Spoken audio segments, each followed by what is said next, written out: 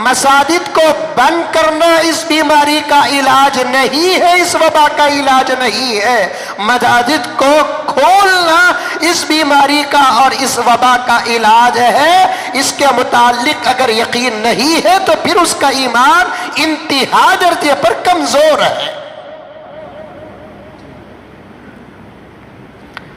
آپ نے سنا ہوگا پیغمبر دو عالم رحمت دو عالم صلی اللہ علیہ وسلم جب بھی مدینہ منورہ میں کوئی وبا کوئی حالات آتے کہاں دوڑ کر آتے؟ ارے بولو، دو طرف رجوع ہوتے، ایک اللہ کی طرف جو اصل ہے، اور اللہ کی طرف رجوع ہونے کے لیے مساجد کا سہارا لیتے۔ آندھی ہو، طوفان ہو، زلزلہ ہو، کیونکہ یہ اللہ کے گھر ہے نا۔ میں یہ بھی نہیں کہتا کہ اللہ کے گھروں میں کوئی وبا آتی نہیں، لیکن میرا ایمان کہتا ہے، میرا یقین کہتا ہے کہ اللہ کے گھروں میں کوئی وبا آتی نہیں، کوئی بیماری آتی نہیں۔ یہ صحیح آستہ ہے، صحیح عقیدہ ہے، ایمان کا ایک جز ہے۔ پیغمبر صلی اللہ علیہ وسلم کے دور مبارکہ میں اگر کوئی حالت ناپسندیدہ مدینہ منورہ میں واقع ہوتی تو پیغمبر دوڑ کر مسجد کی طرف آ جاتے، چاہے وہ زبردست آندھی ہو یا کالا ابر ہو یا زلزلہ ہو۔ جہاں پیغمبر تھے وہاں تو ہے۔ کیا مسجد میں پیغمبر کے زمانے میں آندھی نہیں آتی تھی؟ آتی تھی۔ زلزلہ نہیں آتا تھا؟ آتا تھا۔ کالا ابر کا اثر مسجد کے اندر نہیں پڑتا تھا؟ پڑتا تھا۔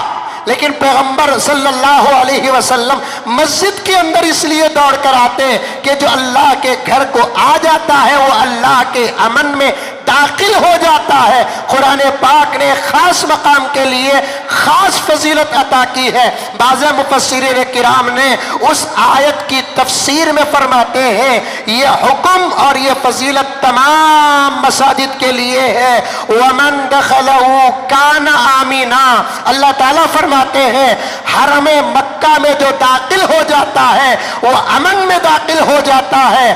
حرم مکہ میں، مکہ مکرمہ اور مسجد حرام میں جو داخل ہو جاتا ہے وہ امن میں داخل ہو جاتا ہے۔ مطلب کیا؟ نہ باہر سے کوئی مصیبت حرم میں داخل ہوگی، نہ اندر سے کوئی مصیبت حرم میں پیدا ہوگی۔ یہ کون کہہ رہا ہے؟ اللہ کہہ رہا ہے، اللہ کا کلام فرما رہا ہے وَمَن دَخَلَهُ كَانَ آمِنًا، جو اس کے اندر داخل ہو گیا وہ حرم میں داخل ہو گیا۔ انسان ہی داخل نہیں بلکہ جانور بھی داخل ہو گیا تو وہ امن میں داخل ہو جاتا ہے۔ اسی لیے علماء بیٹھے ہوئے ہیں، یا باہر کے علماء سے آپ پوچھ کر دیکھیں، حرم میں کبوتر نہیں پکڑا جائے گا، حرم میں ابابیل نہیں پکڑا جائے گا، حرم میں شکار نہیں کیا جائے گا، بلکہ شکار کی طرف بھی اشارہ نہیں دیا جائے گا۔ کیوں؟ وَمَن دَخَلَهُ كَانَ آمِنًا، جو یہاں داخل ہو جاتا ہے وہ امن میں داخل ہو جاتا ہے۔ اور اس کی فضیلت کا ایک حصہ ساری دنیا کے مساجد کو حاصل ہے، کیونکہ دنیا کی تمام مسجدیں اس مسجد کے حصے ہوتے ہیں۔ اس لیے یہاں جو داخل ہو جاتا ہے وہ امن میں داخل ہو جاتا ہے، اللہ کے آغوش میں داخل ہو جاتا ہے، اللہ کی رحمت کے سائے میں داخل ہو جاتا ہے۔ سائنسدانوں کو کہو کہ مسجد کے اندر کی آب و ہوا پر ریسرچ کریں، سائنسدانوں کو کہو مسجد کے صفوں پر ریسرچ کریں، سائنسدانوں کو کہو مسجد کے فرش اور در و دیوار پر ریسرچ کریں، نتیجہ جو آئے گا انشاءاللہ تعالی نتیجوں کے سامنے سائنسدان کلمہ پڑھنے اور ایمان میں داخل ہونے پر مجبور ہو جائیں گے۔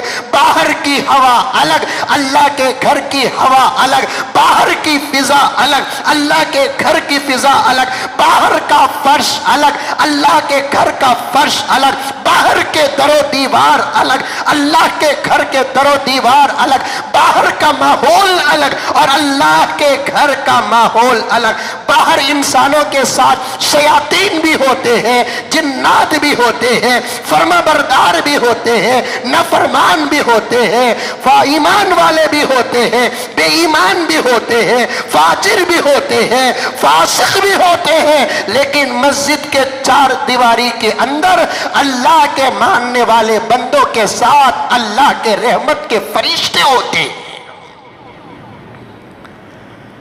اس ماحول پہ یقین پیدا کرو